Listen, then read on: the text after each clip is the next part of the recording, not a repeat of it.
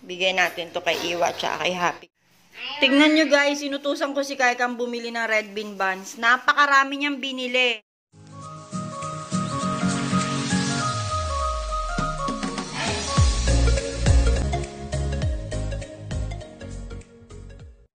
Hi guys, good morning. Aga ko nagising. Hulaan nyo kung anong oras. Say good morning muna, TJ. Morning. Morning. Ano ngayon?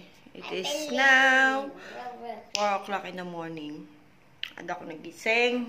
And aga ko rin natulog kahapon. Hindi ko alam kung anong oras na ako nakatulog. Hindi. Anong oras ba ako natulog kahapon? 6 o'clock lang yata. Tulog na ako. Tapos mga around 11, nagising ako. Nag-CR ako. Nakatulog ako ulit. So, ito, inom tayo ng Bisoy. Itong multigrain. Sarap nito, guys. Si Kaikan natutulog pa. Hindi pa siya nagigising. And kahapon, kaya maaga ako nagigising, guys. Kasi maaga rin ako nakakatulog. Kasi wala naman akong gagawin. Kahit napigilan ko yung antok ko, mas okay na lang yung ganun. Kasi mas napapansin ko kapag mas nakakatulog ako ng isang buong magdamag, talagang yung eye bag ko na ganyan, hindi siya lumalalim. Tapos hindi masyadong haggard versus yung itsura ko. So, ganun. And kahapon nga pala, bago ako matulog, magka-video call kami ng brother ko, tapos nung sister ko, pinag-usapan namin yung pagpunta niya dito sa Malaysia. Kasi kukunin ko siya by this month lang. Andito na siya. Dito siya mag-work, ganun. So, nabanggit niya na pagpunta niya dito, gawa daw kami ng video, mga prank. Sabi ko, okay, sige. Sabi ko, game siya, diba? So, natuwa naman ako. Tapos, parang gusto niya rin yata mag-vlog. Ngayon, sabi ng sister ko, kung gusto mo mag-vlog, kailangan talagang yung gusto mo talaga, ganon. Hindi yung napipilitan ka lang. Which is, totoo naman, diba? Bigay natin to kay Iwa at kay Happy. Kasi sabi ng friend ko, honor din siya ng Shih Tzu. Pwede daw to. Yum, yum! Oh my goodness! Yum, yum! Nanginginig pa kayo, ah. Yum, yum. Here's yum. Eat, eat. Hindi kayo marunong kumain. Yum, yum. Yum, yum. Nagluto ako ng adobo ngayon, guys. Kaya lang, paa. So, papapakin ko lang yan para hindi ako kakain ng rice. And then, magtitinaw lang manok ako mamayang lunch. At babalik na naman ako ulit sa palengke. Alam niyo ba kung bakit? Kasi talagang binabalik-balikan ko yung red bean buns. Napakasarap.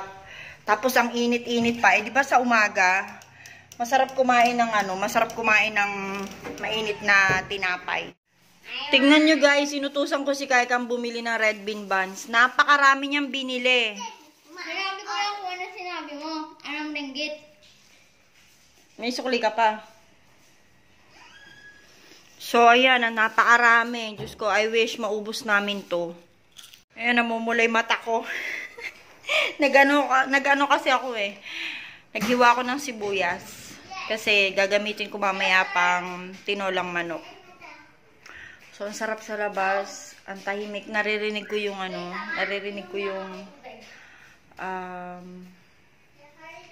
huni ng ibon. Tapos, talaga. Lalo na pinatay ko yung fan. Ayan, no. Pinatay ko yung fan kasi mamaya lilinisin ko siya. And pag-iisipan ko pa kung paano ko siya aakyatin doon kasi napakataas. So, morning. Morning. Diyos ko si Kaika, inaaya ko na gumawa ng gawa kami ng video. Oo lang siya ng oo kapag andyan na, ayaw niya na. Ayaw mo naman ituloy. No, ako pa daw yung ayaw ituloy. Oo nga, minsan nga nasa mood ako, ayaw mo nga. Hindi naman totoo. Naglalaro ng bola yung dalawa sa labas. Pass, pass, pass! Pass, pass!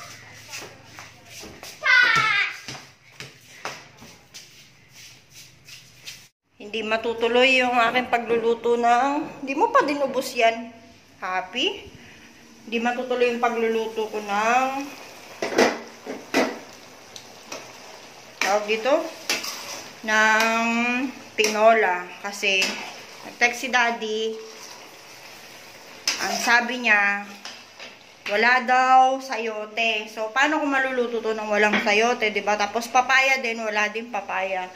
So, isasabay ko na lang siguro yung manok ko dito sa niluluto kong adobo.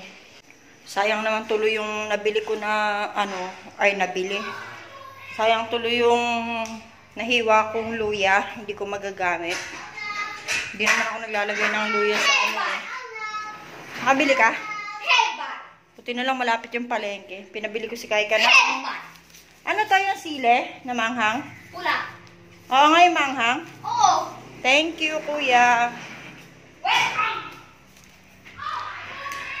Pinabili ko siya kasi masarap sa adobo yung maanghang, diba? So, sana tama yung binili ni Kaika.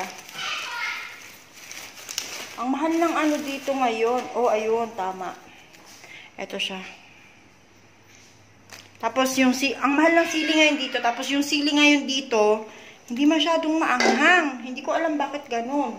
Diyan din ba sa Pilipinas ganun? So, comment down below kayo kung ganun din yung sili. As in, nakakaya kong ilagay sa niluluto ko yung 5 sili. Hindi pa rin siya maanghang. Bakit kaya ganun? Usong-uso yung kanta ngayon na lasagna beach, Sino ba napauso niyan? Yung kanta na yan, yung lasagna beach, ha? Sino? Si Pilday.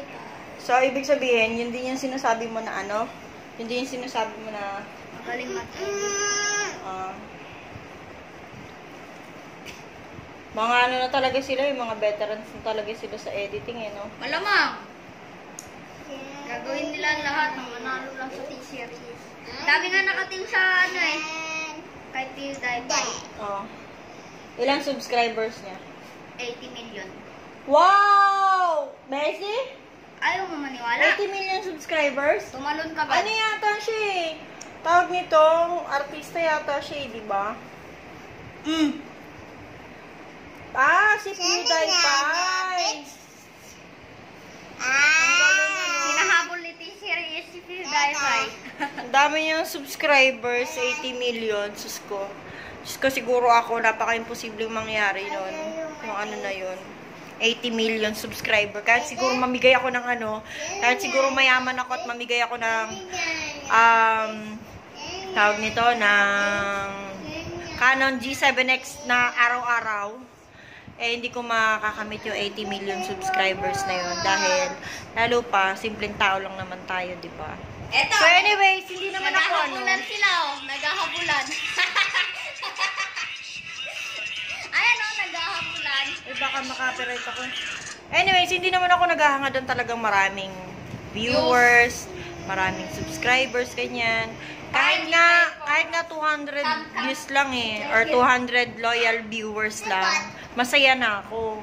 Yun talaga nga dyan sila palagi, naka-standby sila, ganun. Kahit anong mangyari, yung nakaabang sa mga uploads ko, ganyan, kahit na simple-simple lang yung uploads ko, yun lang yung pangarap ko. Hindi ako nangangarap na yun talagang 25,000 views, 30,000 views, hindi ako nangangarap ng ganun. Kahit konting views lang, 200 views lang, basta yung 200 na yun, loyal viewers talaga, na yun talagang palaging andyan. So, ang drama ko, ang dami ko sinabi. Ito na guys, yung adobo kong paa. Ay, adobo kong paa. Ang pangit nung term ko. Ito na guys, yung inadobong paa. Yan, na niluto ko. So, ang lambot-lambot niya talaga guys, promise. Papapakin ko siya, tapos ito, lagayan ko ng buto. So, kain tayo guys! Hindi ako magra-rice ngayon. So, masarap ba kayo yung luto ko? Kitang-kita nyo naman guys, ha? Adobong paa ng manok, ubos, halos. Nasarapan niya talaga.